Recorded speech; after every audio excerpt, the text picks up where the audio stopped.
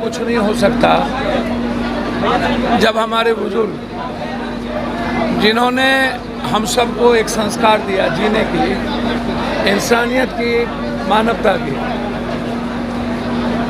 दुनिया के लिए जीने की,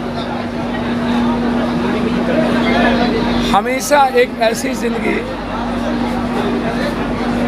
जिस जिंदगी को मोहम्मद साहब ने कहीं ज़कात के रूप में, कहीं दस्तरखान के रूप में, ना जाने हर तरह के गुनाह को ख़त्म कर अल्लाह ताला जिनको बुलाते हैं, जैसे हजरत हुसैन को का चयन मोहम्मद साहब ने किया था, उस तरह अल्लाह के नज़रों में जिनकी पूर्णतः इंसानियत की जो मुकम्मल ज़िंदगी है पूरी हो जाती है, तो उनको हज के लिए बुलाते हैं। और हज एक ऐसी चीज़ है जो संपूर्ण दुनिया की खुशियों के लिए, मुस्कुराहट के लिए, संपूर्ण दुनिया मोहब्बत के पैगाम के लिए, हर तरह की बुराइयों, नफरत, हर तरह की ऐसे विचार जो इंसानियत के लिए खतरा हो, दुनिया अमन से, चैन से जी सके, मोहब्बत के रास्ते पे चल सके, इसके लिए हमारे वालिद, हमारे बुजुर्ग सभी लोग आज 6 बजे के बाद हज कमेटी से जो सहरसा, सुपौल, मधेपुरा के आज से लेकर 3 दिनों तक पूर्णिया, उस इलाके के जो सीमांचल, कोसी के लोग जाएंगे, उसके लिए बड़े तादाद में लोग इस दुआ में शरीक होने के लिए आए हैं। ये हम सबकी खुशनसीबी है कि ऐसे पाक समय में हम अपने बुजुर्गों के दुआ के साथ खड़े हैं। इससे बड़ा जन्नत कुछ हो नहीं सकती।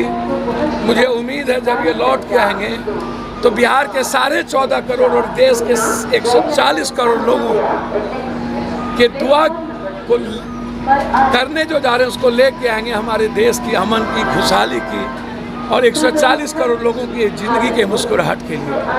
मैं इसीलिए इस स्टेशन पर अपने परिवार को, जो सहरसा से सैकड़ों में लोग आए हैं, हम लोग आए, और मुझे लगता है कि शाम में वो पल बहुत खुशनुमा पल होगा। वैसे तो बिछुड़ने का जो दर्द होता है, लेकिन ऐसे बिछुड़ने का जब अल्लाह के दरबार में जाते हैं तो उससे बड़ी खुशी कुछ नहीं होगी।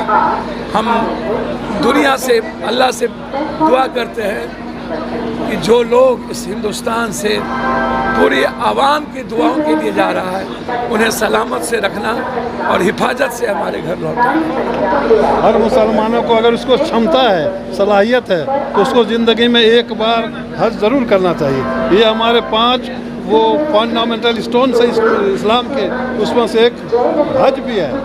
इसलिए हर मुसलमान को अगर उसको भगवान ने, अल्लाह ने उसको सलाहियत दी है, तो उसको एक मरतबा ज़िंदगी में हज ज़रूर करना चाहिए। क्या दुआ मांगेंगे? हम लोग दुआ मांगेंगे अपने लिए, अपने माँ बाप के लिए, अपने देश के लिए, अपने नेशन के लिए, अपने कौम के लिए, कि खुदा हम लोग को सबको अमन चैन की ज़िंदगी बदे, हम लोग को सबको एक बना कर रख।